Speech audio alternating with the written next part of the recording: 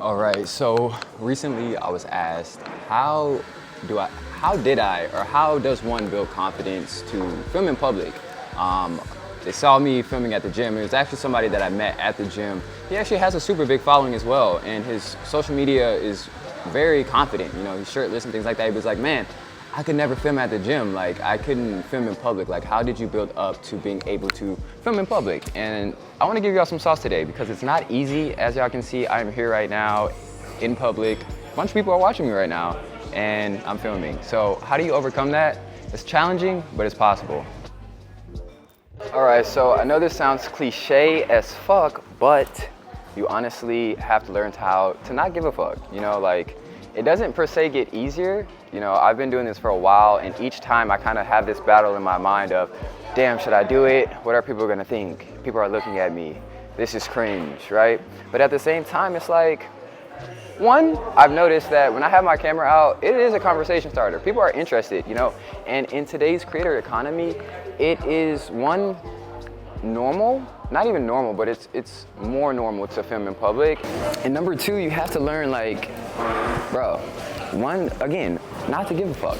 Most of these people that are looking at you, you're never gonna see again. Two, they don't know who you are. You could be freaking not Jake Paul. We don't really fuck with Jake Paul like that. But you could be a huge YouTuber. You could be making lots of money. You could be impacting the world based on your content. So it's not about what other people think. It's literally about what you think about yourself. Honestly, I feel like also working out helps. Not to say like working out because, you know, you look good and things like that, but it just helps build your confidence overall. And the more that you practice, the more that you'll just learn not to give a fuck. You know, like, there's people that walk past, people might walk in front of your camera, and they may feel like, oh, like, I feel bad, or, oh, like, some people absolutely hate tripods. Like, certain gyms, certain people, they're like, oh, I hate tripods. They hating. They got a problem with themselves, because what you got a problem with my tripod? I don't know. I understand, like, okay, don't be a douchebag and be like, you know, oh, don't walk in front of my camera, especially when you're filming at public gyms and things like that. Be respectful. Try not to get people in your shots. Try to, you know, have a good aperture, low aperture, so that your background is blurry and things like that. But overall, try to select places that don't have a lot of traffic so that you're not getting other people's faces in it. And then, you know what I'm saying, just do you. Something that I like to kind of ask myself in my head is like, what happens if I do? What happens if I don't? And also like the 3, 2, 1 countdown method, like, just do that shit. It's very easy to, if you listen to that subconscious mind that tells you to not do something, to not get that workout in, to not film that video because of X excuse, Y excuse, Z excuse, you're never gonna get to where you wanna go. So you have to truly, there's a book called Subtle Art of Not Giving a Fuck that may help. Wes Watson, his mindset is a beast as well. Listen to him, that'll help. But overall, it's really just about like, what is your message? What is your impact? And what do you want to film? Like, I know when I'm trying to film my shots and I'm trying to get my cinematic shots and shit like that, I'm like, bruh, I'm gonna wait for everybody to clear out, but I know this shot's gonna be fire and I want my story to flow properly. So I'm gonna get this shot, you feel me? I mean, I feel like I gave y'all like my like today, for example, like I was contemplating filming this video.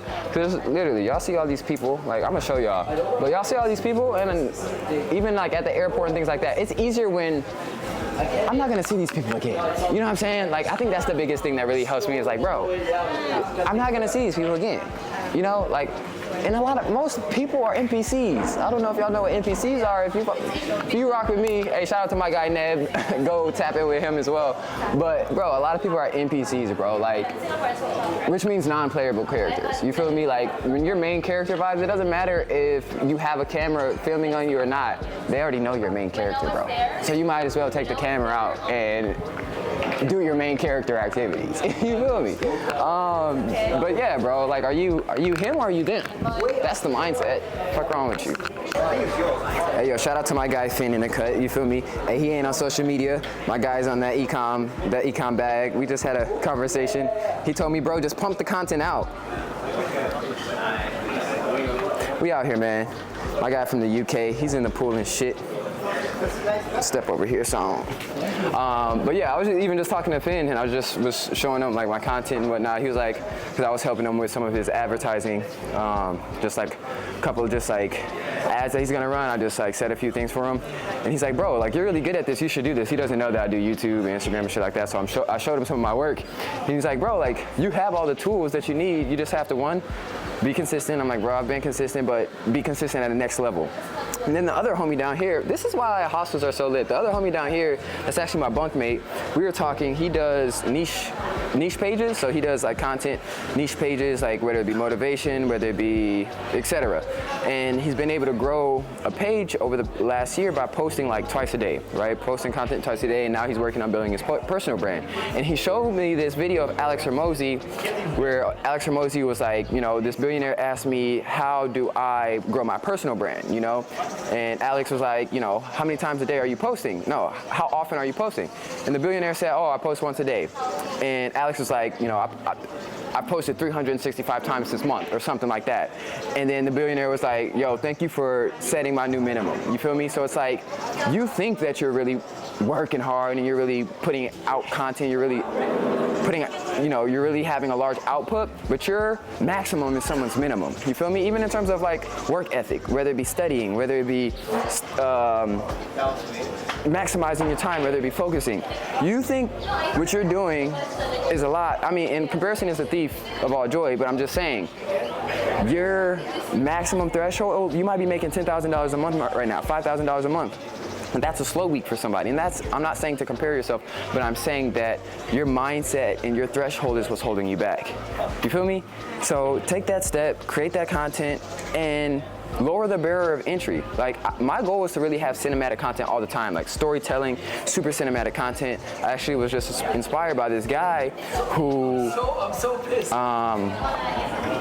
has really cinematic content, but it's just like, that is going to take way too long, where it's going to be hard for me to be consistent, where I feel like quality plus quantity is important, right?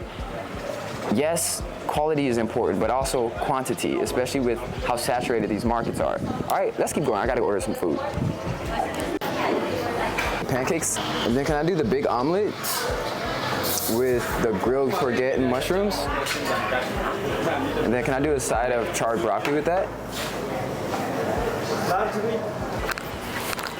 So, as I was saying, man, it really just comes down to a few things. The I don't give a fuck attitude, which takes development, it takes practice, and it takes a couple of those tips that I told you, right? You're never gonna see these people again. Most people are NPCs. And 3, it could bring you a lot of opportunity, especially if you're an aspiring, you know, content creator, entrepreneur, video creator, director, whatever it be. So many people always ask me so many questions about how to create content, if I'm a videographer, if they can hire me, and etc. When they see me with my camera, when they see me creating content. And yeah, I mean, I feel like especially when you're in states like LA or Bali or New York, I mean, even in Minnesota, I was still creating content. I still had my camera. I still was, you know what I'm saying? So it really has been an evolution. Even it's been a practice. Like with everything, it really is a practice. And you can't expect to overcome something. You can't expect to get good at something if you're not willing to put the work in and practice. And also overcome that discomfort. You know what I'm saying? Something I always preach is like, you have to get comfortable being uncomfortable.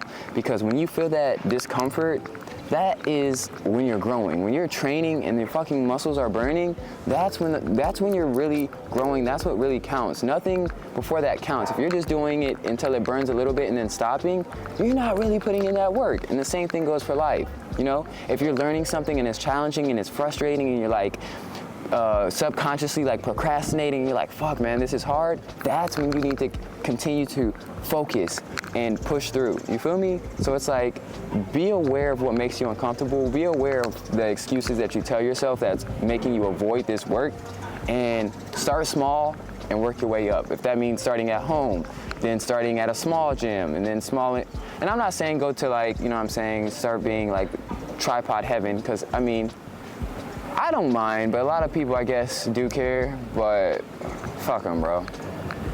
I hope this content was helpful. Hit the like, hit the subscribe, tap in with your boy. We are pumping, baby. Here we go.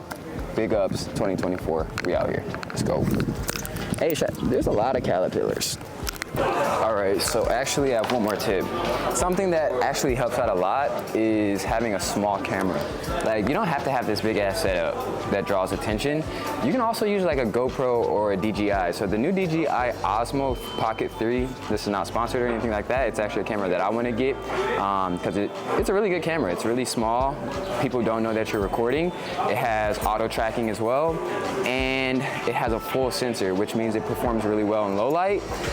And yeah, the quality is really good. You can shoot in log as well, so that means that you have more range when it comes to color grading for, you know, the cinematics and things like that. So yeah, that's a really good way to honestly get started as well, is using a small GoPro DJI, not having something that draws a lot of attention just as you get started. And then yeah, if you want to work up to like a big camera, you can. But yeah, a little pro tip.